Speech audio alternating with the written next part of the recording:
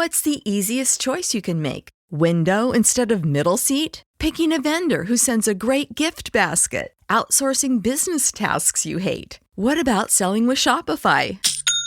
Whether you're selling a little or a lot, Shopify helps you do your thing, however you cha-ching. Shopify is the global commerce platform that helps you sell at every stage of your business. From the launch your online shop stage to the first real-life store stage, all the way to the did we just hit a million orders stage. Shopify's there to help you grow. Whether you're selling scented soap or offering outdoor outfits, Shopify helps you sell. Wherever and whatever you're selling, Shopify's got you covered. Sign up for a $1 per month trial period at shopify.com/try. Go to shopify.com/try now to grow your business, no matter what stage you're in. Shopify.com/try. Hashtag no music, no intro. Another episode of Hashtag Saints Twitter podcast. I apologize to the listeners if I sound super tired and super sleepy, but it's because I am. But Ryan and I have been meaning to do, we were going to record this episode yesterday, and it just didn't happen. So we're getting it up here. Hopefully it's be posted tonight or in the morning, Tuesday morning. We got to talk about it, bro. Like there's this debate on Twitter, and we saw it's like, you know, Saints were Team Jameis, or should the Saints go after Matt Stafford? Like the fact, you know, it comes at that both the Lions and Matt Stafford both mutually, you know, said like, hey, this ain't working. Like we gotta go separate ways. And it seems like they're being amicable about it and trying to get Matt Stafford traded to an NFL team. And it's something that even when Kevin Patrick was on our show earlier, like I don't know, man. Like the NFL, like you can read the writing on the wall. That's one thing I do love about the league. Like it's pretty transparent if you pay attention enough to smoke signals. Yeah. I mean, because it was looking like that going back to last year. Yeah, bro. Like Detroit picked what? Did they pick 2 overall? Yeah.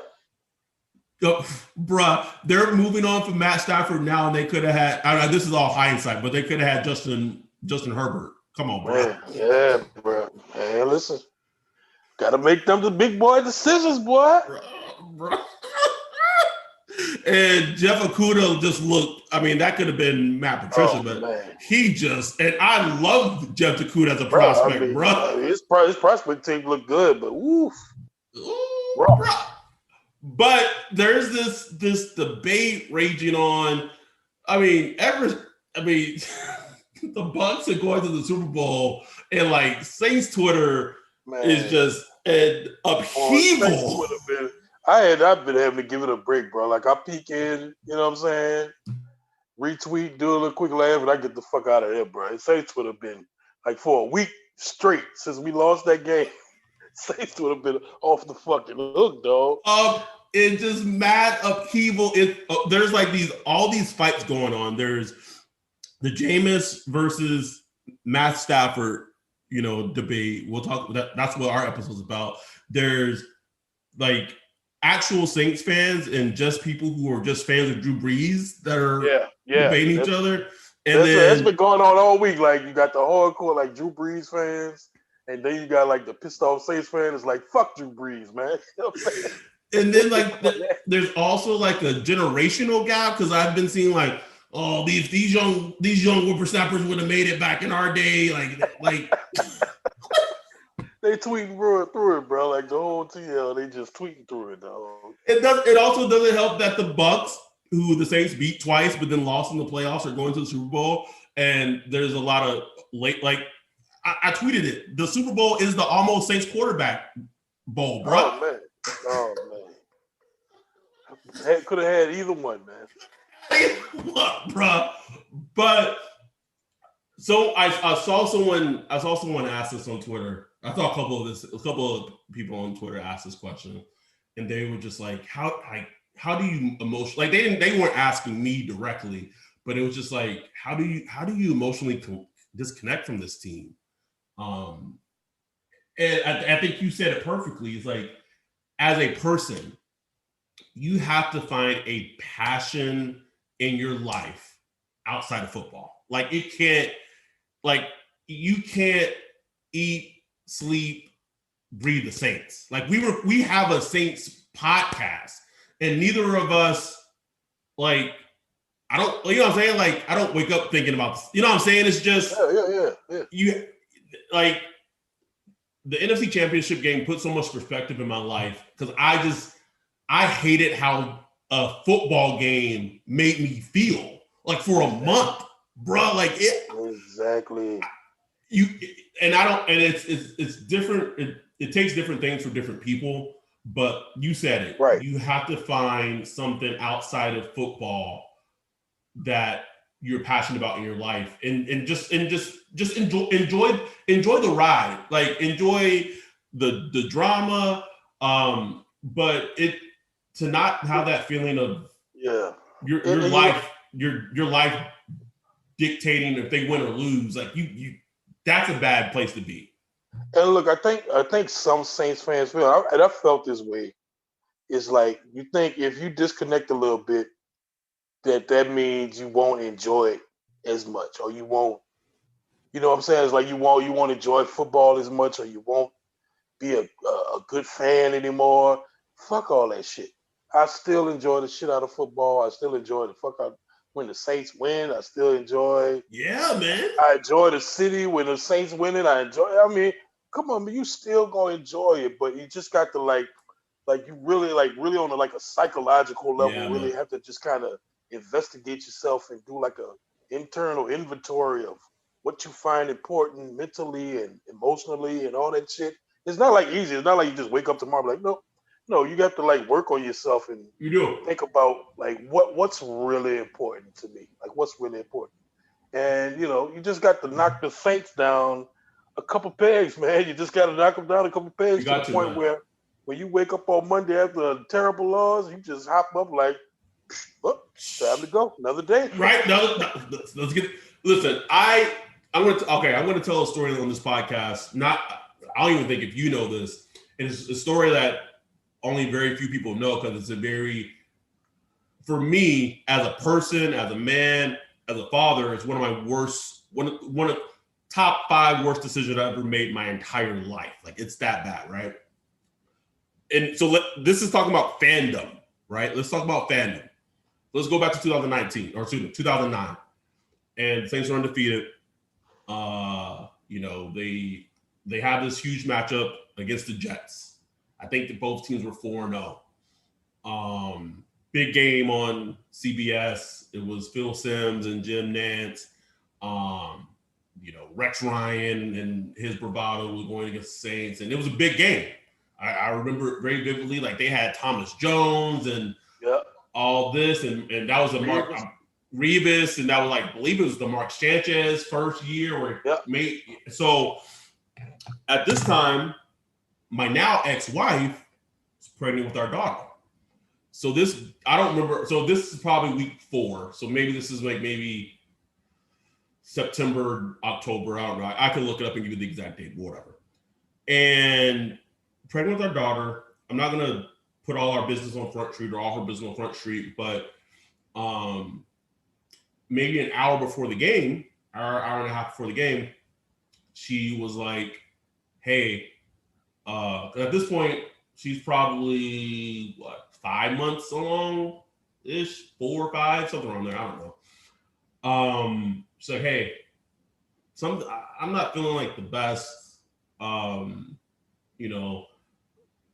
think I should go to go to the ER, get the baby checked out. And we had been to the ER a couple of times prior to this. And nothing, it was no issue, whatever. And here I am, it's Sunday. I'm a fan, and I'm like, and I downplay the severity and the significance of it. And I was like, oh, it's probably nothing. Like, it's fine. She was like, no, I need you to go to we weren't married at the time, but can you come to the hospital? And I'm like, the game is about to start. The game is about to start. They're undefeated. The Jets, I'll never forget it to this day, Ryan. I literally said, "Do I really need to go with you?" Oh man. Now, Kids mean, boy, that's that Jordan. now, look, like this is almost 11 years ago because my daughter's almost 11. Yeah. The thought, like God forbid it was okay, but like even to this day, like me and my obviously she's my ex-wife, we're not together, but we're still very cordial. We still co-parent.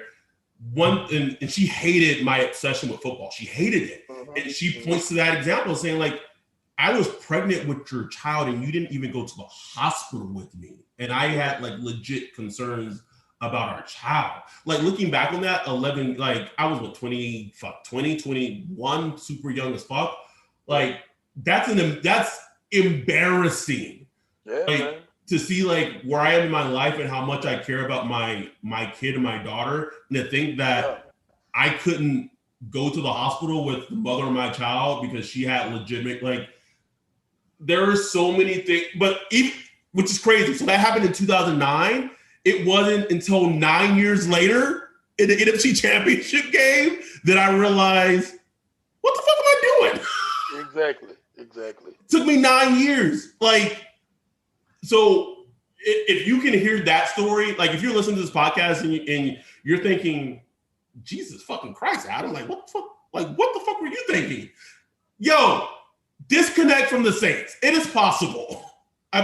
Trust me, it is. Like there are bigger things. Sorry, I had to go on that tangent. I had to tell it, but like you take it from someone who knows what it is to be so emotionally best. Like, bro, when me and my ex were together. Like she knew not to schedule things for us to do on Sunday. Oh yeah, Or I'd be like, oh, she's like, hey, are you free that day? Oh, let me check the schedule because I don't know if they're playing Monday Night Football. So like my life was dictated around them, and that's not healthy. It's not.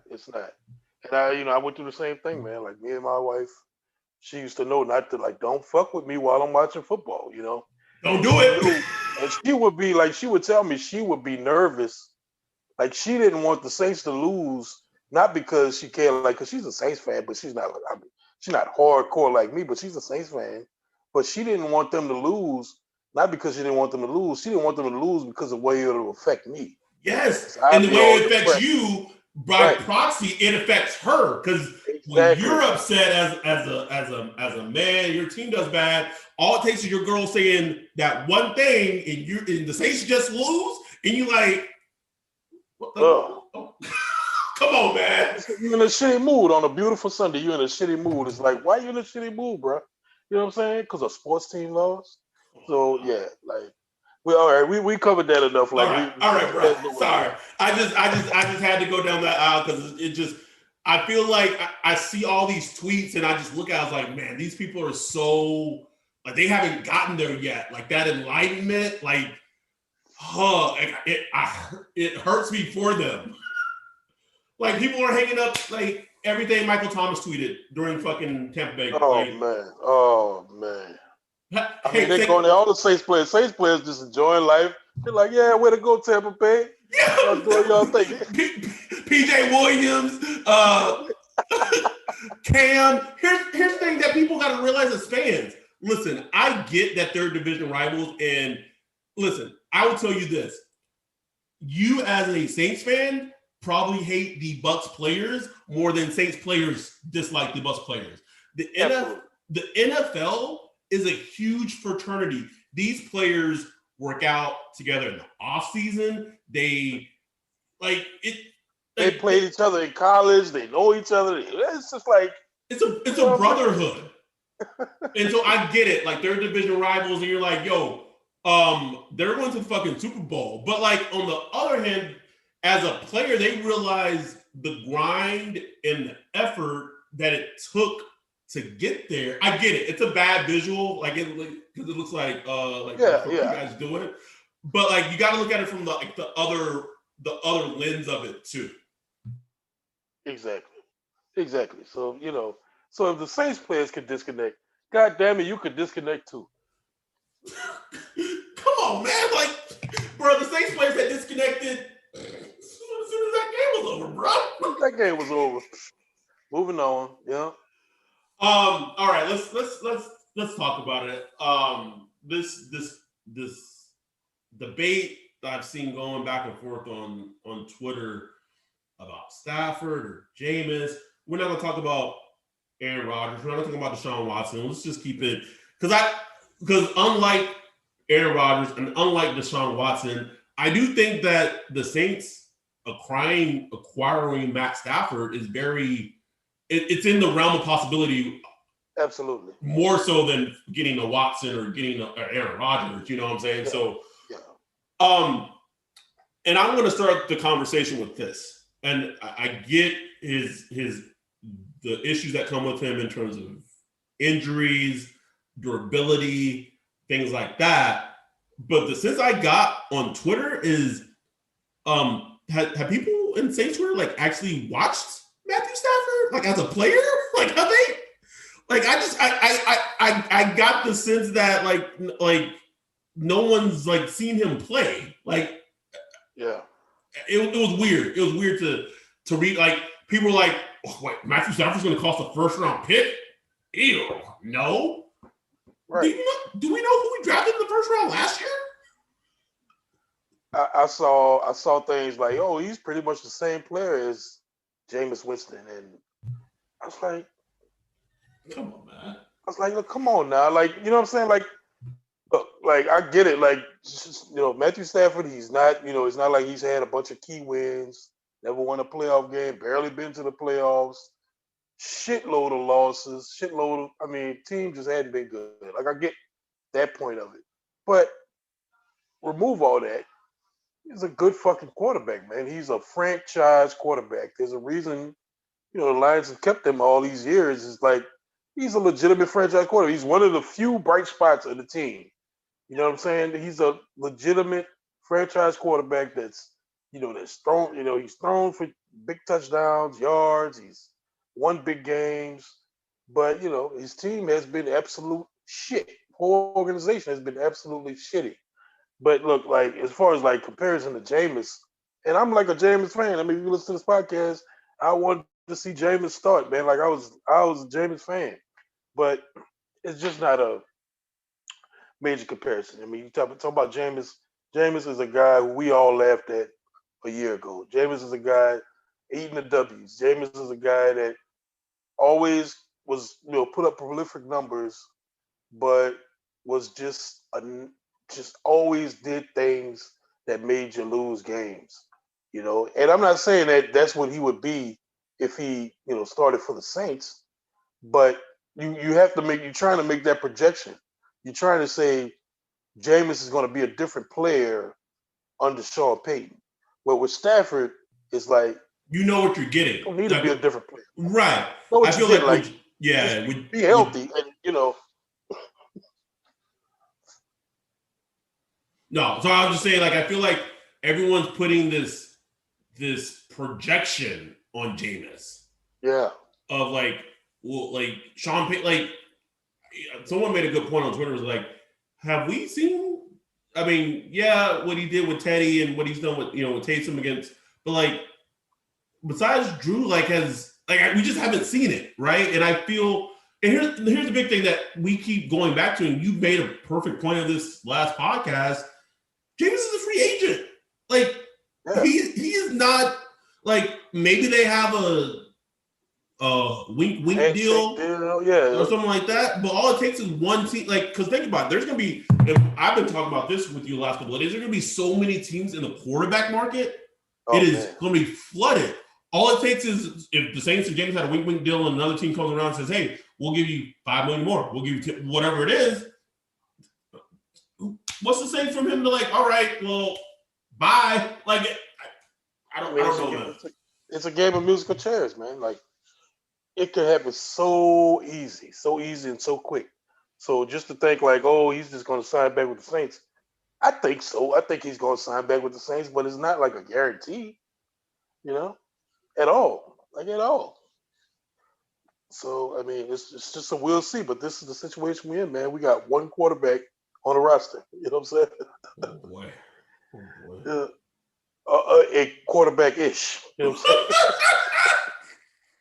saying? he has quarterback-like tendencies. Right. So, I mean, it's where we at though, man. But yeah, it's an interesting debate. But you know, I mean, it is funny though. I mean, because I still haven't really decided where I'll fall on it. Like, would you want the draft capital doesn't concern me so much, but you're going to give up a first round pick at least. You're going to give up at least. And I'm fine with that. The contract, the way it looks now, is like it's pretty much friendly. You know what I'm saying? It's team friendly. The Saints are going to have to do some things, some accounting tricks to get under the cap that will be able to fit him under, but still, like his contract isn't ridiculous. So you know that's good. You know, the major worry is any kind of long-term commitment because, like I said, he's had back issues, which is a killer. Like it ended Romo's career early. It ended so many careers. All it takes is like one more hit, and it could end it. I mean, there were questions going into last season whether he would retire or what. You know what I'm saying? Like I remember that. Yeah. So it's like you just like I would like to have him, but you just got to keep also that in mind. Like you got to hedge your bets. You don't want to give up too much as far as like into your future, you know, to take because it's gonna be a gamble. You know what I'm saying? He's in his 30s. He's played for a long time. He took a lot of beatings. He's 40, 50 sacks a year. You know what I'm saying? So it'll be a great spot for him, though. You know what I'm saying? They'll protect him well here. They'll protect him well. He have weapons. He have a defense. Great coaching. He'll probably get good coaching. So it'll be, I would love to see it, but it's it's an interesting kind of weighing out pros and cons and all that shit. So I guess it seems like we're kind of anti-Jameis. I want to ask you, what are the pros that you like? In theory, if Jameis is brought back, like what does he bring over Matt Stafford? He's younger. He's durable. I don't even know if he's missed a game with an injury. He missed a game for being a creep. But that's a whole different issue right there. Look, strong arm, talented, smart, been in the system for a year. Like there are plenty of positives to just like, and he shouldn't break the bank to bring him back at least for another year. He took a $1 million contract last year. Nobody really scrambled to pick him up last year. I don't see why teams will be, throwing him 20, 25 million, 30 million this year either. But you're gonna have to pay him like a starting quarterback too. I think he gets something like similar to like what Teddy got. I mean, I don't know if the Saints pay him that, but like he's gonna get something, 20, 15, you know what I'm saying? Something like that. A proven deal, like a straight up proven deal. Like, look, bro, let's see what you're gonna do. You know what I'm saying? Probably gonna have a shitload of incentives in it and stuff like that. But the money, the money's not a big deal. You know what I'm saying? It's just, I think, there's a lot of good stuff, especially if you think about it, Sean Payton has spent time with him in the building, knowing what he's seen. There's a lot to like, you know what I'm saying? So I wouldn't be mad. Like if Sean Payton just made that decision, I would just respect it. I'd be like, okay, there must be something there. You know what I'm saying? There must be something there. And we know he would open up different aspects of the playbook that we just hadn't seen in a while. You know what I'm saying? One thing in the debate, though, that people like, someone said like, "Oh, I just want to with Jameis, we would get a quarterback like with a rocket arm in the Saints offense." Finally, I'm like, did someone just go and just delete all of Matthew Stafford's like throws from like the season? Like, I mean, he's still, after all these years, still like one of the top 5 arms in the league. You know what I'm saying? Like still like that. So Saints fans, if I don't know if you have the NFL version where you can watch games or whatever, but if you just look at the last game of the season that the Detroit Lions played against the Vikings, and I know the Vikings had terrible defense, so I'm not, that's not what I'm looking assessing per se. All you're just looking at is the arm talent and the throws that he made in that game and the ball placement that he made in that game to his receivers. It should tell, like, this literally this last game the Lions played should tell you everything you need to know about Matthew Stafford's arm talent. Like, honestly, their arm talent between him and Jameis is probably a wash. Like, it's not, so like I'll say this. I'll say Matt Stafford got a little more of a fucking cannon. Yes. Not so much a distance. Like, they both could throw that motherfucker. Yes. But, like, just when it comes down to, like, click, clack, boom, like, Stafford has that. You know what I'm saying? Like, he will pull that trigger and it'll fucking go. And they got smoke on the end of that bitch. You know what I'm saying? And I something that I prefer over Stafford, too, is just his accuracy. He's just a more accurate quarterback than... Oh, yes, and that's always been a Jameis issue, and I'm a big believer in this. One of the hardest things to fix. You can't fix it. Like, look, Josh Allen. Although I know you didn't see the game last night, but I saw some of it, and it's gonna rear its ugly head. You know what I'm saying? I was like, hard to fix that, bro. There it is. There it is. We seen it with Cam Newton. Like, sometimes Cam Newton will fix it for a little while. You're like, oh shit, Cam Newton, he's accurate now, and then he just starts spraying all over the place. Exactly. So it's just one of those things. But Matt Stafford, he's always been an accurate quarterback. So like, if you just put all the pros and negatives in one pot, all the pros and negatives in another pot, and try to weigh it out, maybe it kind of balances out just a little bit, or maybe I do think it's a little more balanced than I initially thought it was because with Stafford, to get him, in theory, the Saints for sure have to give up number 28 overall. That's gone. And then maybe, I don't know, but maybe Detroit says, hey, we need a second rounder next year. Right.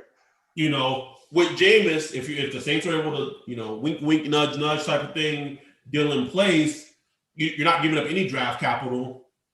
And like you said, he's younger and he's been in the system for a year. We've already seen him throw a touchdown for the Saints. I get it. But I'm just looking from the aspect of who gives the Saints a better chance to win. Like, the team, if the team remains as currently constructed, and we have no idea how going to happen this offseason, I'm telling people, buckle up. It's good. March is going to be fucking wild, bro. Like, the last time I said that on Twitter, bro, you know what I was thinking about? It's like, Sean Payton, like, at the end of every season, he's like he's just thinking. You know what I'm saying? He's thinking. Yeah. And sometimes he does some dumb shit too. Sometimes you got to watch him. Marcus Davenport was one of them. Davenport, or he's looking at, a lot of times he'll look at how the Saints lost, or he'll look at the teams that's winning, the team that's going to the Super Bowl. Exactly. So I'm just wondering what's he's thinking. Is he looking at Mahomes like, man, I need a stud back there. I need somebody that can sling that motherfucker. Stop it. Thinking like that? Is he thinking like... I wish he would think like that and then slap himself in the fucking face. Is he thinking like, I need, Ty Bowles defense, winning the game for Tom Brady? No, I don't think it's that, man, because I think he knows. I think if he watched that game, besides the offensive line interior didn't play great, but it played decent enough, is he saw the thing that held the Saints from winning on 2 Sundays ago was a quarterback. Straight up. That's just being real. Like that was the difference of the game. So, and I know Saints fans will be like, "Oh, Tom Brady threw picks too," but Tom Brady made enough of the plays that needed to be made. He made. Oh, are we talking about the game yesterday? Yeah, just yesterday. Oh yeah. Like he threw 3 picks in the second half, but like Drew Brees, and I love Drew, love him. But that pass to Scotty Miller, woo, he wasn't making that Lambeau. Drew wasn't making that pass to Lambeau, dog. Oh, bro. Like Tom Brady, they okay. Look, the Bucks won, but at halftime it was 28-10. The Bucks defense held off Green Bay from making their comeback, but Tom Brady was part of how they got the 28 points too. Like, that they got a big turnover. Oh, the Bucks did get a big turnover. And Devin White like a fumble recovery, like that helped a lot. But like, Tom Brady, did he play the best yesterday? No, he didn't. And we're not sitting here caping for Tom Brady. Like, no, not at all. Fuck him. Like, fuck Tom Brady. You know what I'm saying? But like, I'm just saying, you got to keep it like realistically too. Like, he did enough in that game for them to win as well. And I just hate it because I guess I gotta make an apology to Greg Rosenthal. You know what I'm saying? Because, oh boy.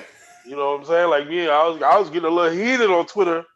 And I'm like, look, we got enough on the team, but we don't need Drew Brees to be a Superman.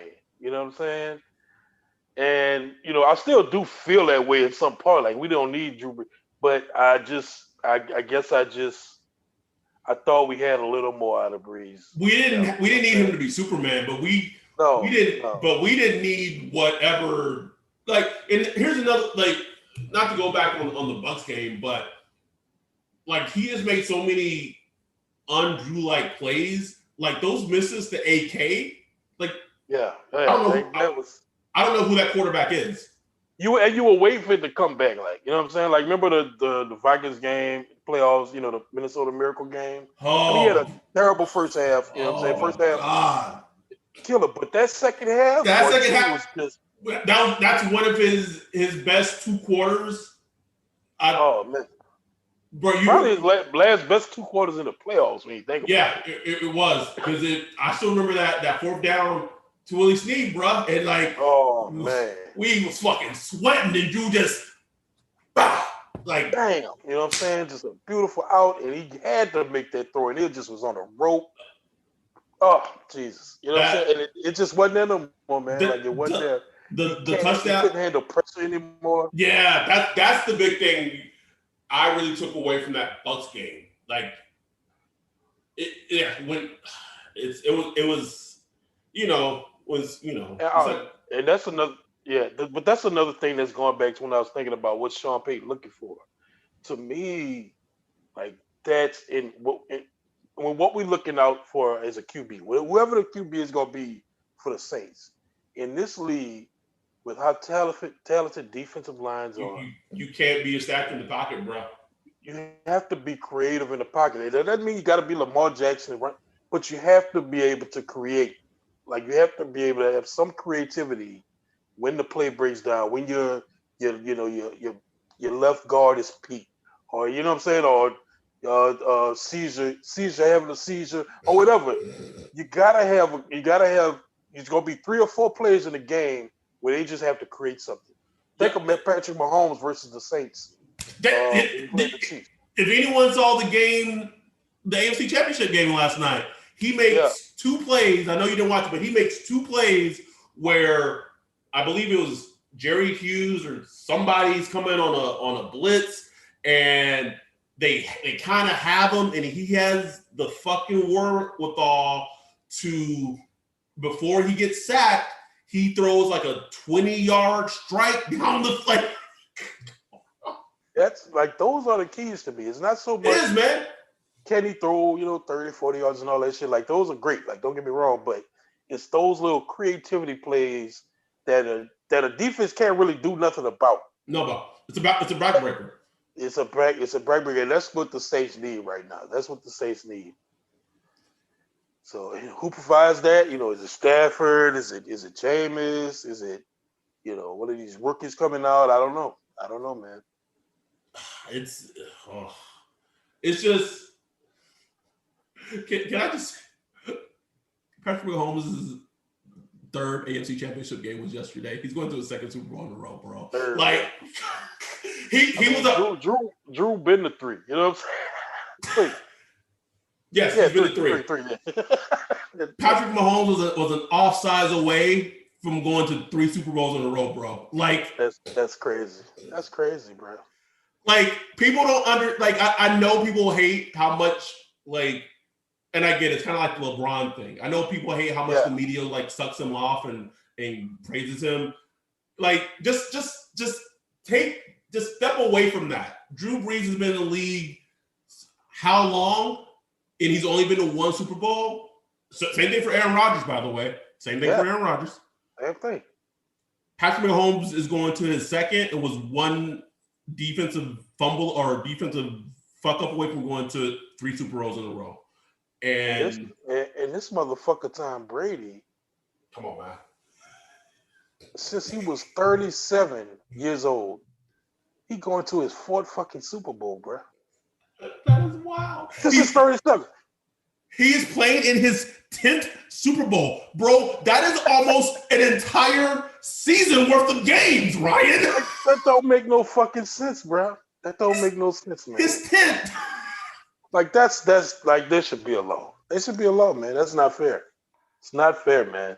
It ain't fucking fair. He wanted to come to the Super Bowl, bro. He wanted to come to the before. I think some of that was pride. Like Drew was like, man, if I retire this year and this dude come in and fucking just Exactly. I think that 100% played a factor into it. I do, man. I really believe that shit. Because Breeze is close. He's like, no, not on my watch. Well, so you brought up a young, potentially being a young quarterback, because of the Saints are picking 28, the chances of, unless they fall in love with someone and someone just falls and tumbles, but, them picking a quarterback that low seems difficult. But someone that we both watched is Trey Lance from North Dakota State. I watched two games of his a couple of weeks ago. You watched about 2.5 games of his. He's a very intriguing prospect. Like, that's the best way I can describe it. Yes. Some of that just is due to how he was utilized at North Dakota State. Because basically, I felt like they tried to make him Taysom like every play. They were just running. Like, I'm like, y'all, he's gonna get hurt. What were since you watched him more recently? What was your kind of impression of when you watched him? Let's see. I watched him against 2019 versus Central Arkansas versus what was the other fucking team? It was University of North Dakota and another fucking game. The one I texted you about. Which one did I text you about? I watched Trey Lance versus somebody. What the fuck was that? Anyway, whatever. As soon as I watched them, the first thing that SD State. Was that South Dakota State? Yeah. Yes. That's the other game I watched, yeah. So obviously small schools. This is not, he's not going up against great competition and, his team is not very talented or whatever. But, 2019, he had 28 touchdowns, 0 picks. So he dominated that weak competition, which is what you want to see. But the first thing that stood out just immediately watching him was like poise. Like whatever that means is kind of vague, but you see it when you see it. He is poised in the pocket when he has to throw, and I watched all his throws that I could find. And he just has that kind of poise in the pocket, kind of an easy thrower. It doesn't look like he's forcing himself to throw. Like some you watch Mitch Trubisky or whatever, it's like they don't know how to throw. You know what I'm saying? He knows how to throw the ball. Like he's the natural thrower of the ball. He has pretty good pocket awareness, moving in the pocket. He played with a shitty offensive line. I watched him against, I think that was Central Arkansas, 2020. I think they only had one game this year. He only played one game this year. It was one game. Yes. Because of COVID-19 or whatever. And, it was an ugly game kind of because, look, it's one fucking game. The offensive line was horrible. Horrible. and he's making throws, guys, and timing all that shit. But then when you watch the game, you're like, man, this dude, you could see the traits of a good quarterback. It kind of like he pulls that trigger on deep throws, and he got a nice deep ball. Um, Intermediate stuff, he got darts. He's you talked about him running. He's not like this crazy running athlete, but he can move. You know what I'm saying? Like in the NFL, he probably wouldn't get as much, but he's got to to get your first downs and maybe you design a couple runs here and there. Um, I was intrigued, man. Like, cause I walked in with zero bias, Right. knew absolutely nothing about him. Like, I just heard his name a couple times. You told me to watch him. I said, okay. I sat down and watched him. And I was like, oh, okay. Like, I could work with that. I could work with that. Now the He question is, like, go ahead. I was gonna say he has a lot of moldable traits, right? Like Mhm. if you could see him getting to the right team system Yeah, and doing really well. I forgot which game I watched, but there was a play where he's big too. Like he's a yeah. big, like sturdy dude, and he made this play where he kind of goes outside to the left on a scramble, and he I know just exactly which one you're talking about. Brown And was he like kind of, but the pass was like crushed around him, and he kind of tucked through and kind of kept his balance, and then to the moved to the left. right, yeah, to the left. It was something like that. I seen like a similar play. I don't know if it's that one, and it was impressive. Like just for him, eyes downfield, pass rush coming down. He kind of just tucked, moved down that pocket, moved to the left, there, boom, threw a dart. It was just like something you see from like Aaron. I'm not comparing him to Aaron Rodgers, but like something you see like Aaron Rodgers do, Patrick Mahomes, all the good quarterbacks just make those little Right. type of throws that you're gonna do in the league. Like you're gonna have to make those throws where you get in the mush rush pocket, and you just gotta figure out a way to get your throw off and make that nice rope throw. It's funny because when I was watching him, my girl was here. She's a big football head too, and she, again, just like you, and all three of us, like I didn't know what to expect watching him at the prospect, but she was like, "Huh, he has some kind of like." She basically said compared him to has a lot of similarities to Colin Kaepernick, but he seems a little more Mm, advanced, a little more advanced yeah, as a passer than I got Cap a few was. flashes of that. I got a few And I flashes. and I was like, I looked at him and I was like, you know what, you all right. Mhm. And it's funny too because like I saw it because he's bigger than Cap, but like if you Yeah, just watch how they play stylistic, then I think the thing that she said was important that he is much further along as a passer and as a thrower than yeah. Cap was at Nevada and even in the league, In honestly. the league, yeah, because Cap kind of pushed the ball when he threw it, and it was Right. always the same throw, just a smoker. You know what I'm saying? Yes. Yes.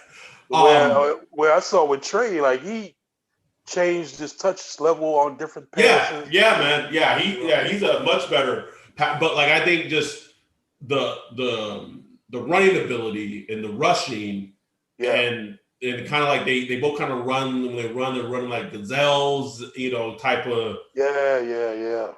I was like it was a really good app comparison. I was like shit, like I see it, I see it. I have no idea what his range is in the draft. Um, Daniel Jeremiah put out his first mock draft last week, and he had him going 4 to Yeah, Atlanta. And I was yeah, like, what? yeah, man. I mean, just from just a few little podcasts I listened to, it sounds like he gonna have a little pop in this draft, man. To say he coming from a small school and early how it is, he might be getting drafted a little high, bro. You know, Yeah, like but we don't know. We don't know. yeah, I think his range is fascinating, and I don't think the Saints have any type of chance of drafting him unless they trade up. Um, yeah, because he's just not the type of It's player. gonna be It's gonna be an interesting year, bro, because they got a lot of good opt out players that opted out this past season. And I mean, nobody really knows how that's going to affect their draft status. Nobody, bro. Like some people say, like, oh, nobody's going to care. The team won't care. And like, come on, man. You know, coaches opt out and all that. You know how they all about love of the game and all that shit. Yeah, man. Like, bro, you don't know how that shit going to affect. Like, I don't know. I have no idea. I think it'll be like the most interesting test player to me. Speaking of the Saints and Louisiana, is LSU's Jamar Chase. Man, that's the number one test. Like, because talent wise, he should be the first receiver. Easily. My dude is a beast, the Heisman Trophy winner. But like just talent wise, he should be going. Jamar Chase should be going number one. But after that, like your last tape is from the national championship game where he went off. Yeah, where he went off last January. So it's like, I don't know. I don't know how teams do that. I don't know how they just take that and I don't know. I have no idea how they're going to roll. It's going to be absolutely fascinating because to me, if you're a team like Miami and let's say they don't trade for Deshaun, let's say that they like Tua's their guy, which I don't know, bro. I didn't see enough, bro. But let's say that's their guy, and to me, like the no-brainer would be for the Dolphins to pick him at 3. Like he's that good. Yeah. But do they pick him at 3? I don't know. And especially the way wide receivers been going, man. Like, what was the last first-round wide receiver to really go off? Justin Jefferson. Well, there you go. And he was like, what, back in the first round? He was a couple of picks. Like, if you listen, I'm not going to name any names, but word on the street was that's who the Saints wanted at wherever they picked Caesar. Yeah. And it's so funny too because I guess the Vikings had thought that the Eagles were going to select Justin Jefferson. Yeah. And so they opted and took Jalen Reagor, and I guess in the Vikings war room, they just went absolutely like ballistic. Oh yeah, they were laughing and shit. I saw the video. It was like, oh, did you? Okay, I haven't seen it. I hadn't seen it. So you just never know, man. It's I hate that the draft is not until the literally end of April. And so many tired storylines are going to be recycled. I will say though, with free agency and everything, and how much quarterback movement there may be, like we may be getting news all the way until the end of the draft, bro. Like, yeah, man. Especially since there's no combine, so you're gonna have these pro days going on, like pretty much, all throughout like late February, March, and that's going to be like your news days pretty much, you know what I'm saying? It really is because like one thing about the combine, when the combines happen is that's when agents and general managers got together and like you would hear shit like, and a lot of shit like, deals and shit were made at like the combine sometimes, bro. Yes, indeed. So and now these pro days and it's all going to be Zoom and videos sent out. It's going to be different. It's going to be a different year. A lot of assuming and just fucking draft Twitter and all that shit. I'm already over. I've been lucky and I've unfollowed or blocked a lot of like draft Twitter just because I can't do it. I just can't, bruh. But I'm sticking. It's interesting just to watch quarterbacks. Especially this year because like the Saints need one. You know what I'm saying? So even though we might not draft one this year, it's like this is the year you could really study quarterbacks because the Saints are in the market for a quarterback. 100%. So this is the year. Like you study all of them, all draft eligible quarterbacks. Go ahead to look at it because their number could be up. You know what I'm saying? And you just don't know. You don't know. You don't fucking know, bro. I mean, look, the Saints were picking 27th and then traded up to 14 to draft Davenport. So let's say this is completely hypothetical. I don't know shit. But let's say they fall in love with Trey Lance and he starts falling. do they give up next year's first and do the same, and draft a quarterback in the future? You know what I got to do, and I don't know how much I'm going to learn. I really got to watch that Mac Wilson film, man. No, Mac Jones. Yeah, I gotta watch it. I gotta watch it, man. Like every Alabama game I saw, I don't know, man. Like I didn't see anything. Like he's a guy where it's like his ceiling is extremely fucking low. Exactly. But he also he might already be at his ceiling, right? Like that. But like, that could be fucking good too. Right. Like I can see him having a career going to the right team and have like an Andy Dalton like career. Exactly.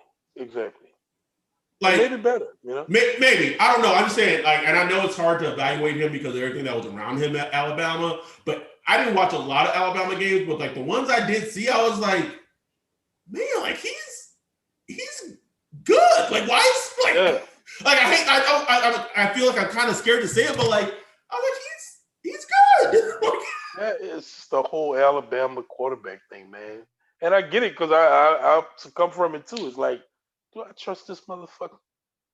I don't trust this motherfucker. You know what I'm saying? Because it's like, man, offensive line is immaculate. Pocket is immaculate. You throw it in and he's NFL wide receivers. So let me name the 4 NFL wide receivers he's thrown to the last 2 seasons of Alabama: Henry Ruggs, Jerry Jeudy, Devontae Smith, Jalen Waddle. And who was his running back? Oh, Najee Harris. Like a fucking, and I don't even know the offensive lineman name, but I'm sure a couple of them motherfuckers going to the NFL. Alex Leatherwood's going to be a first rounder. Like, right. This dude already playing on for an NFL team, basically, bro. Like, let's keep this. On a good NFL team too. It's like, bro, come on. But like, I watched some of him, so I maybe have a better idea. But like, I didn't. Every time I watched him, it was like, is that just maybe Steve Sarkisian? And shout out to Steve Sarkisian. Did you see him in the national championship, bro? He was bro. He was calling them plays, bro. Yeah. He's trying to reboot himself, man. I had no idea that he was Persian. Oh, I didn't know that. Yeah, that was a white dude. Yeah, but it's the last name. And like my girlfriend has a way of like, oh, like he's Persian or he's whatever, and then she pronounces like their name without, like she did with like Anusha. Like, okay. I was like, what? Wait, what? Anyway, let's wrap this up. We'll probably have an episode before the Super Bowl. I do hopefully want to try to get Kevin Patra on the show since there's a lot of news coming out of Detroit. He can, if anyone's going to be able to tell us more about Matt Stafford and what have you. And I should have asked this earlier when we were talking about Matt Stafford and Winston. Did you buy into, us getting like a little coupon discount on Matt Stafford because, because old Dan Campbell's over in Detroit, bro? I mean, it's possible, bro. I don't know. Who's running? Who's the GM over there? I don't even know. I know Chris Spillman kind of got like involvement over there. Yeah, Chris Spillman, like he's like, yeah, he's something in ownership. Yeah, I don't know what. I don't know. But I mean, I don't know. Like I could see us just getting, because I mean, it's an interesting situation because it seems like Stafford is involved in this, so I think they're gonna let him go where he wants, which is a huge thing. Yeah. And so as him, he gets to kind of survey the league and say, where can I go and win a championship? And like, there's not that many teams, bro. Like, if you really think about it, how many places could a quarterback go to a ready-made situation where there's an opening where they feel like they can win a Super Bowl? That's a short list, bro. Saints. Who else? If the Packers decided to move on from, although no way the Detroit would trade Green Bay, but like the Packers, a healthy San Francisco team, Maybe the Eagles, but they're looking like No, they all in on Wentz. Bro, that's a short list. Dallas, the Cowboys, I mean, Dak ain't signed. He's free agent. That ain't going nowhere, bro. I don't think so either, but Stafford, Yeah. I think Stafford, he's from Texas, right? Yes, both him and Drew Brees went to the same high school. Mm-hmm. So yeah, I mean, I think that's one thing as a Saints fan you can kind of look at in your favor. Like there aren't many teams when you want to hear something wild? We are the Tampa Bay Bucks of last season. Man, you ain't lying, bro. You ain't fucking lying, man. Here we are. That's what we are, bro. We got the weapons. We got the defense. Do we have the weapons, man? Because Mike Thomas, man, I don't know. Listen, bro. If you're a Saints fan, take my advice. You should just unfollow Mike Thomas. Like, just please. He's getting into Twitter beefs with Carlton Davis, and I don't mind Twitter beefs, but when the players like locked you up, and I get you were injured, but you weren't injured week 1, Mike. Yeah. He locked you up. He locked you up week 1 and in the playoffs, man. And them balls was hitting your hands, some of them at least. Come on, bro. And then like the way he was super caping for Brady, oh man. Do yourself a favor. Unfollow Michael on Instagram, unfollow him on Twitter. Like that's the first step, like in terms of detaching. Like, bro, I unfollowed Mike so quick after that game on Sunday because you know why? I knew what fuck was coming. I was like, I don't want to deal with this. I don't want to deal with this. I don't.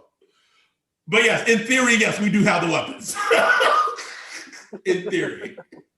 All right, so let's wrap this up. If something happens, we'll have an emergency podcast.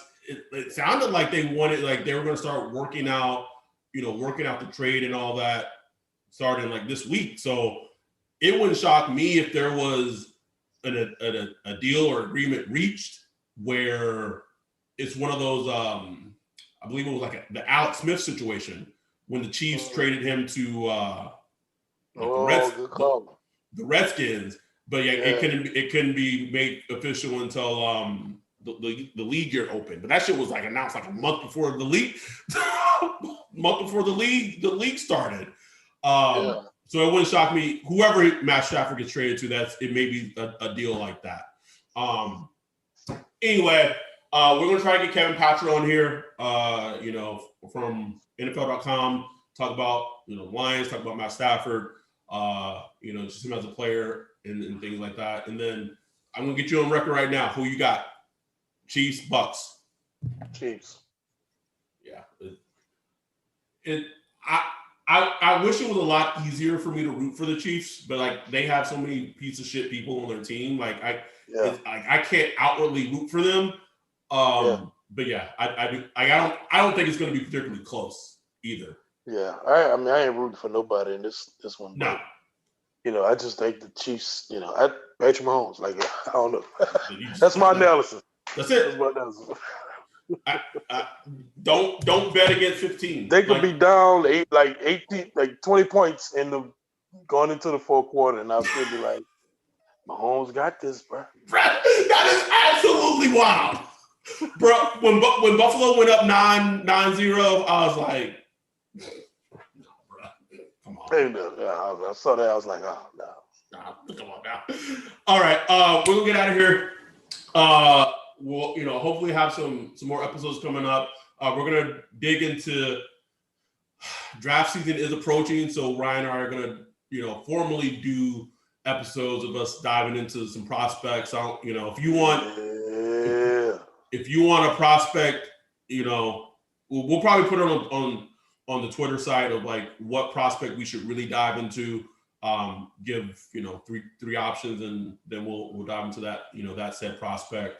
We'll keep it coming. We'll hopefully have some non-football episodes here the next couple of weeks. We just see how things. It's just been crazy busy with me with work and everything, but we still got content coming.